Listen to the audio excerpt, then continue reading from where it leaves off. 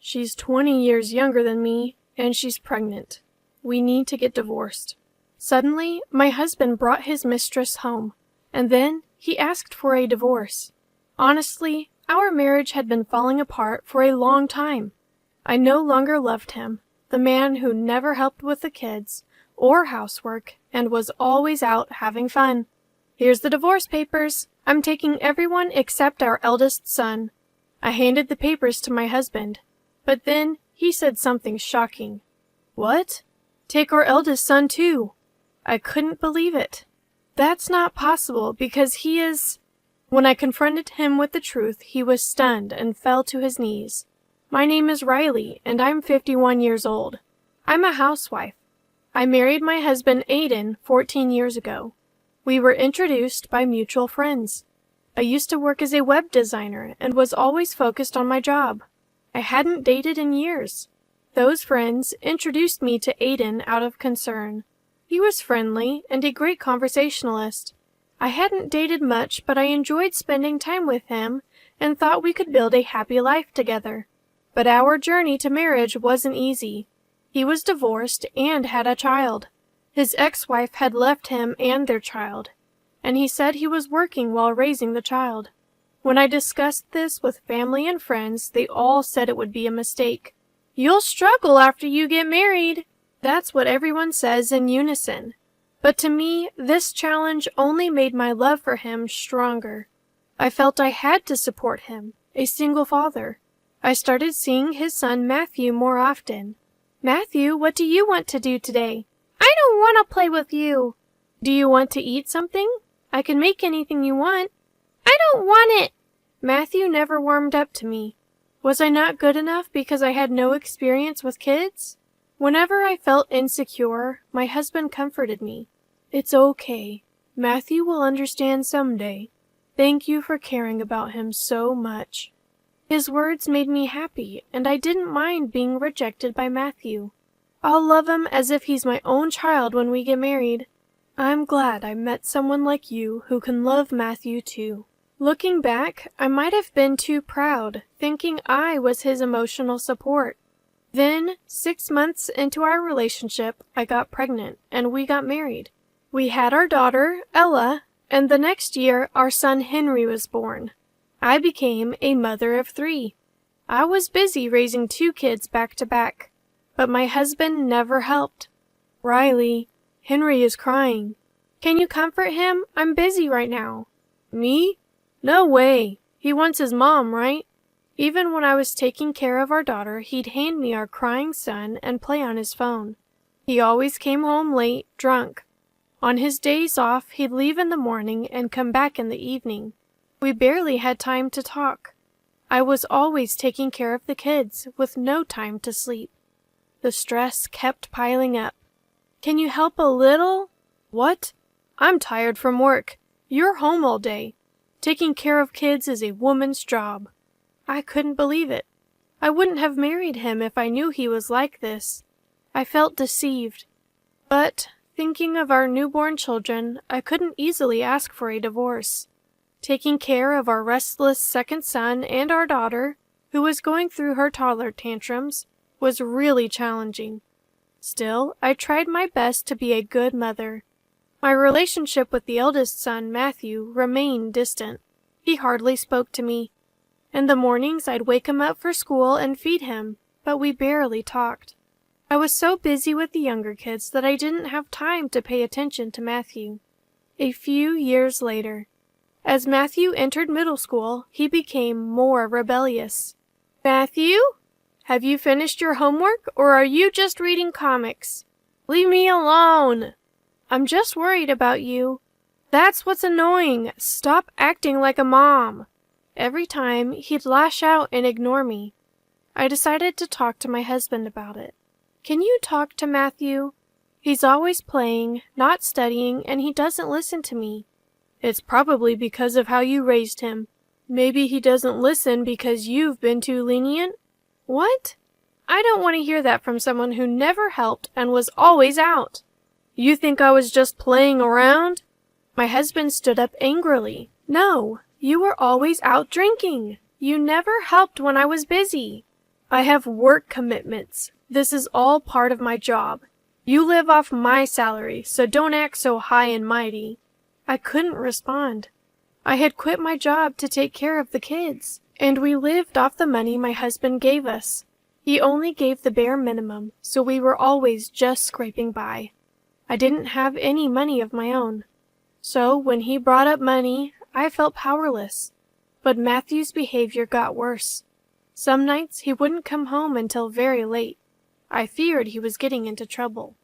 Despite my efforts to talk to both Matthew and my husband, neither listened. My husband and I started fighting every day. And then he began coming home less and less. This went on for years. I was over 50 and Matthew was in his last year of high school. I thought we'd understand each other once his rebellious phase was over, but that wasn't the case. He either ignored me or shouted at me. We couldn't have a proper conversation. My relationship with my husband was broken. Then, one day, he brought a young woman home. Who is this? She's 20 years younger than me, and she's pregnant. We need to get divorced. My husband said, deeply apologetic. Honestly, I had suspected his affair for a long time, so I wasn't surprised. But I couldn't believe he'd bring her to our home, where our children lived. The woman smiled at me. "Hi there, I'm Chloe." I was amazed she could smile, knowing she was the other woman. She was 35, 20 years younger than my husband, dressed in revealing clothes and heavily made up. She looked so different from me, with my increasing wrinkles.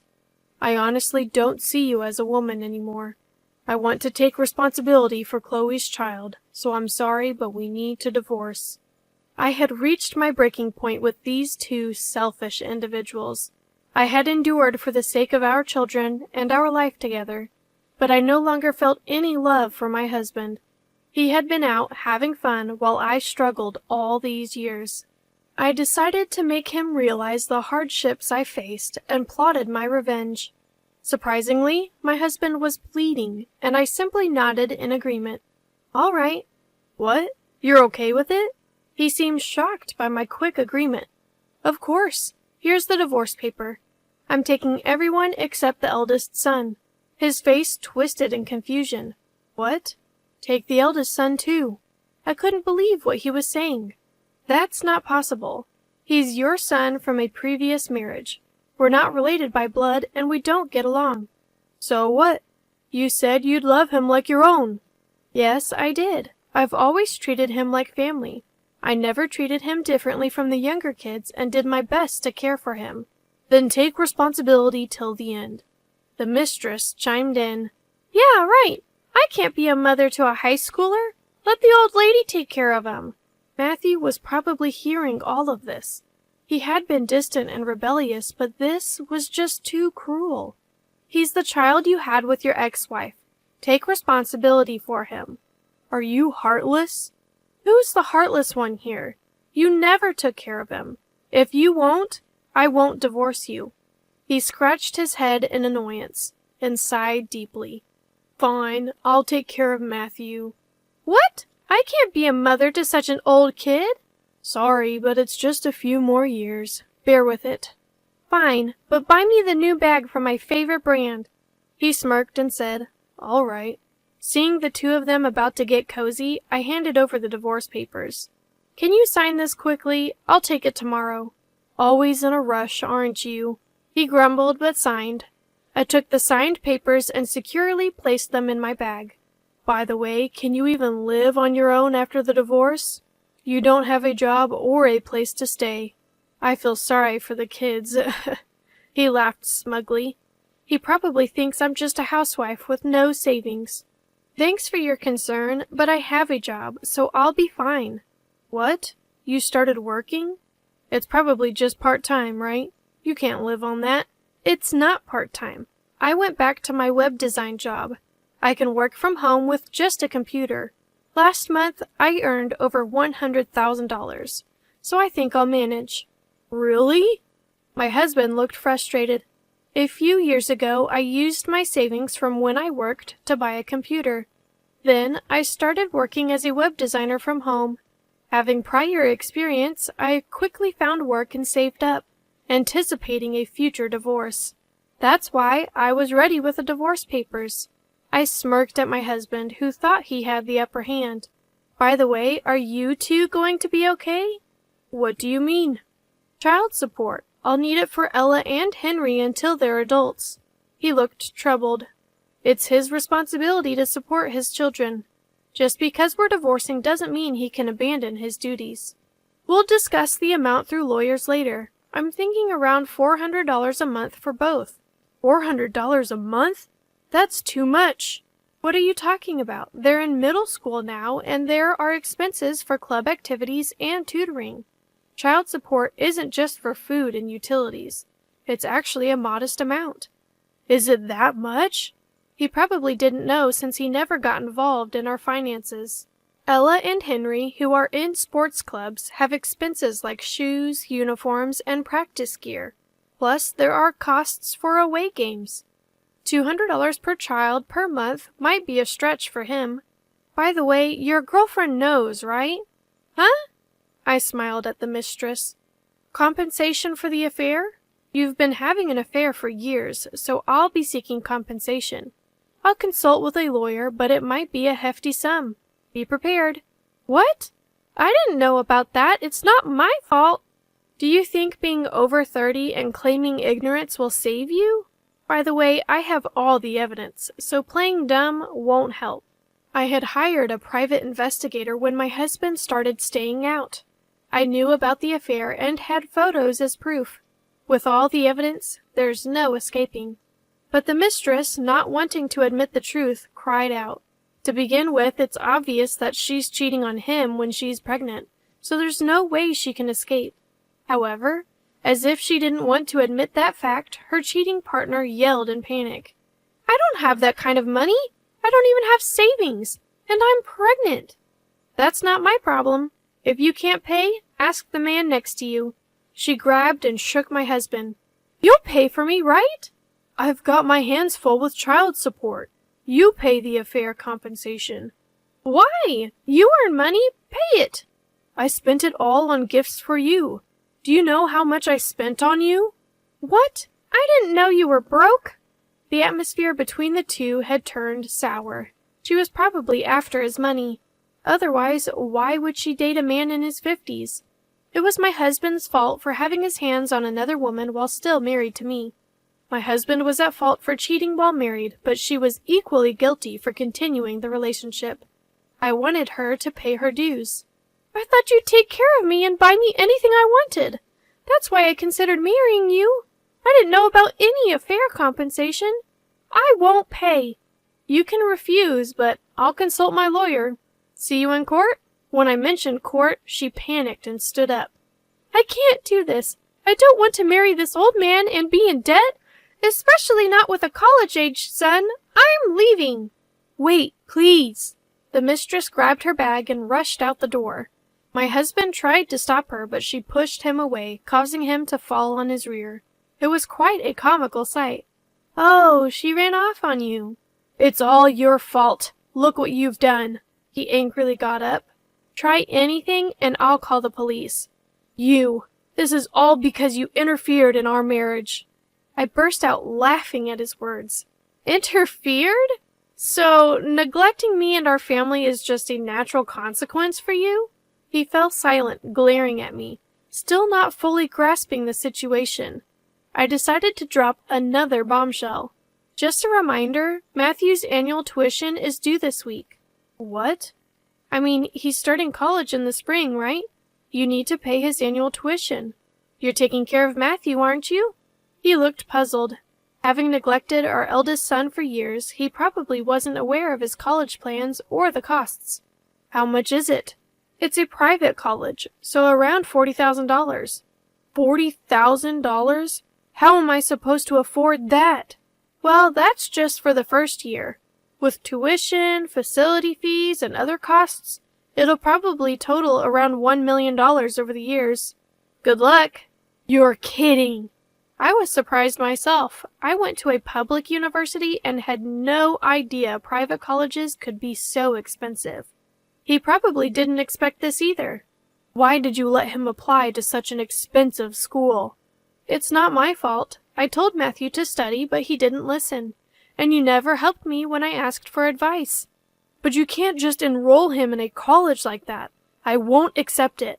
Then talk to him. It was his decision to go there. He fell silent again. Having neglected his parenting duties for so long, he probably didn't know how to approach Matthew. I have no intention of worrying about those two. We'll pack up our things and leave. As I stood up, he suddenly grabbed my arm. Wait, let's try again. What are you talking about? I've changed my mind. For the kids, we shouldn't divorce. He looked serious, but I knew it was all an excuse. You just don't want to pay child support and compensation, right? No way, I can't be with you. I promise I won't cheat again. Let's start over. Absolutely not. I couldn't imagine living with someone who neglected his family, partied all the time, and got a woman 20 years younger pregnant. You seem to misunderstand. I didn't agree to divorce just because you asked. I've wanted to for a long time. I just couldn't afford it. Now that I've saved up, it's perfect timing. Even if you hadn't asked, I would have. Then why?